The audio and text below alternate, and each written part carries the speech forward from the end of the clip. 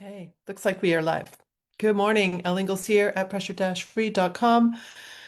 This is one of my books. I have two books. I have this one and I have Pressure Free Parenting. Ta-da!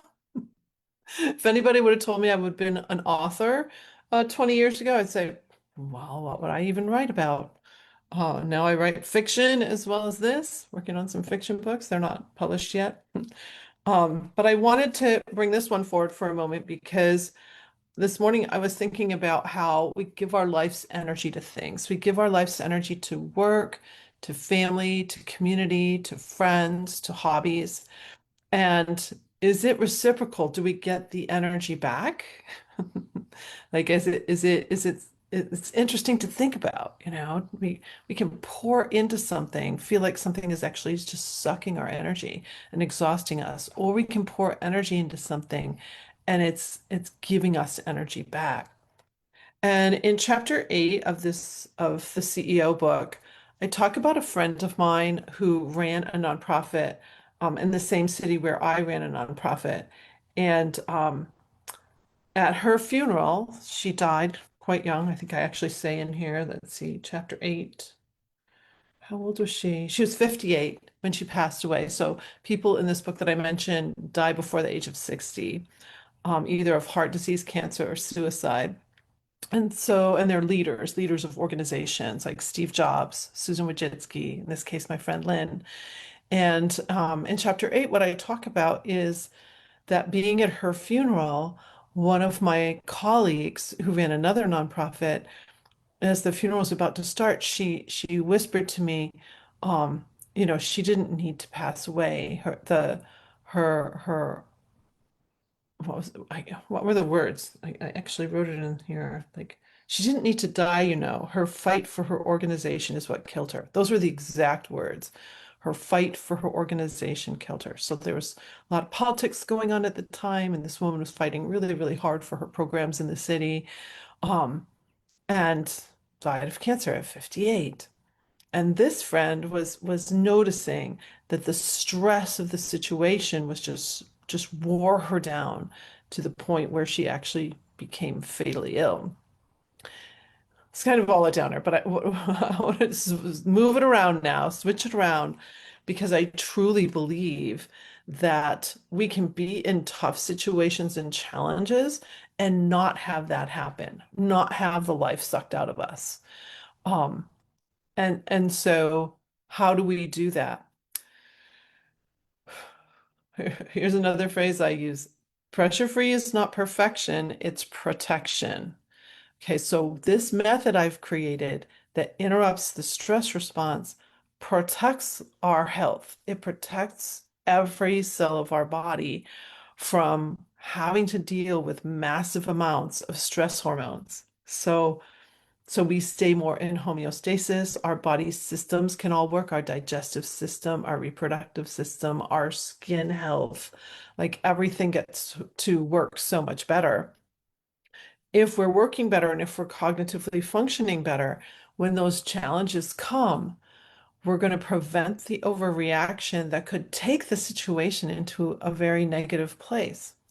So what I noticed with my friend back then, it was years ago, what I noticed with her was that she was in this fight to save her organization, but sometimes she was even fighting with people who were supporting her and supporting the organization.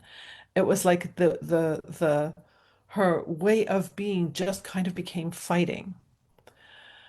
So I want to go a little deeper into the choices we have about our way of being, no matter what is going on, no matter what uncertainties are happening. I was giving session 2 of my program to a new client yesterday, and the last tool that I teach in there, I call it Write Your Future Every Day, and it's 3 steps. The first is, what are you aiming for? So when we're in challenging situations, just stepping back for a moment and asking, what am I aiming for? What is my target? And writing that down, get clear about it. So I think about my friend Lynn, her target was not just to save her organization, but was to have an amazing space for her organization to operate within, because this her space was taken away through politics and wasn't replaced with anything that would even work remotely for her organization. So it's like that was what the end game was, right? So what is your target? Sometimes targets can be emotional, like I just want to stay calm here. I want to stay calm in this time block today, whatever those things are. So what are you aiming for? Second step, once you've listed out some of those goals and visions for yourself, what are two actions you can take that give momentum to those goals? And I want to use that word momentum very specifically because if we're in momentum, I think of a circle and the energy is coming back to us. We're instantly refueled when we're in momentum. It's not like we're just giving our energy away and then we're exhausted by the end of the day. That's not momentum. So when you've identified something that the end game, what you're really aiming for, and then you do a couple of action items that move you toward that. If you're in a work situation, you may have many to-do items. But what are those two big ones, two or three that like really move the needle toward what you desire, what you're aiming for, versus all of the other conflicting little things that can pull our energy away? Third step, this is for a unique step in goal setting. I don't know anybody else that coaches it except for my own certification clients. Um, Third step is to look at your agenda for the day and in every time block of the agenda, including personal things. Maybe you're having dinner with your spouse or partner.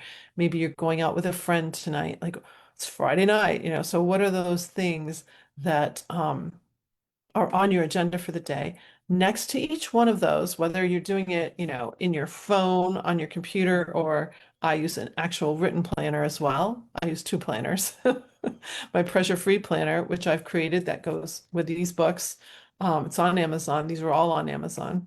You can also get a download and save $5 right off my website too of these two books here. So um, what was I saying? So in your planner, wherever you keep your calendar, so you might have dental appointment. Amazing. I know that sounds kind of crazy, but I actually had an amazing dental appointment once when I've been talking for like months to my dentist every time I went in to see my go to have a teeth cleaning. I would tell my dentist about what I was doing. And so one morning, it's a blizzard. I can actually walk slash run to the dental to like the mile and a half to go get my teeth cleaned in the blizzard. So I went down there. All of his staff was in, but people were canceling their appointments. So as I'm lying in the chair and he comes in to, check, make sure everything's cool, he goes, "Are you free today?" And I said, I'm free at 1 o'clock. And he goes, "Would you come in? And I've got my whole staff here. The city's pretty closed down. Would you come in and I'd like to start your program with my staff." And and so I made money sitting in the dental chair. They hired me to do my whole program with their staff. Actually did it in 4 sessions for them, 4 90-minute sessions, and it was so great. So talk about, I had written dentist, amazing, or whatever I wrote that day. It actually happened. So what words charge you up? What words create momentum for you? Amazing, exquisite, fabulous, fantastic. It's all the superlatives. Some people kind of think, oh, this is kind of funny, but honestly, how do you want to feel? Maybe you want to feel confident, calm, courageous. You have a big presentation, courageous. Putting down a word that describes how you want to feel during that time block. It's not the outcome, it's the process, it's the time because we give our life's time to things. We get to decide how we feel during that time, not other people, not situations. So this is like putting a stake in the ground and saying, I get to feel amazing during this time, whatever it is. And when you start doing that little habit every day and like putting down the words next to how you really want to feel, there's something that starts to change inside of us. we become more empowered. We become in control of our emotional landscape. That emotional way of being is the thing that decides if our activities of our day, be it work, family, caring for children, caring for elders, whatever it is, that decides if we are in momentum and getting recharged by what we are doing, or if the energy is being just sucked from us. Sometimes I talk to people who have been with a company for a long time and then there's some uncertainty going on and they don't even know if they're going to have a job in the next month. Like things are changing. And it's the reflection of I gave my life to this thing. I felt that way when I left my executive position. I had worked so hard, but most of the work, I was in a great frame of mind, a great state of mind. So I was energized by my work. I loved what I do. I loved connecting people to symphonic music and chamber music. I loved the fact that someone would hear Brahms for the first time. Like I was so jazzed about that. I went into all the schools all the time and gave all these programs and I talked to I'd go to the senior centers. I was all over the city promoting symphonic music, talking to donors, like making the whole thing happen, creating a music school, like everything that I could to spread the word of how important live non-electric electrified music is. Like the live vibrations of a symphony orchestra hitting you, it's a very different experience than if you're on a concert with and it's all electronic. Very, very different. So it was a passion. You can see how passionate I was about it. You know, it was a definitely something that fed me back. So the momentum was beautiful. Same thing with raising my three sons. Like raising our three sons was just such a life-giving thing. But I was doing it in momentum. And yes, there were times that were exhausting and crashing and hard and but as we created pressure free and as our family started using it, what a game changer. I particularly stopped so much of my overreacting. Overreaction is a thing that just can affect everyone in the household. And so if one person changes, you can't change other people, but when one person changes, in fact, I think it was Malcolm Gladwell that said, the author, he said, the square root of 1% is all that is necessary for a major change of any population. So if the square root of 1% of a city became pressure free, there's going to be a ripple effect that majorly changes the city. I think about that all the time. I'm like, can I get the square root of 1% of a population pressure free? I think of that on college campuses. What would happen if a college campus was pressure free? That's so interesting to me because I think that we're not even remotely seeing what a human brain is capable of. Because pretty much everybody on the campus is triggered by fight or flight for whatever reason. But what if we open that up? What if we can actually have dialogue that isn't overreacting? We can talk about some things when we can really get to some solutions on things. Think about Congress, same thing.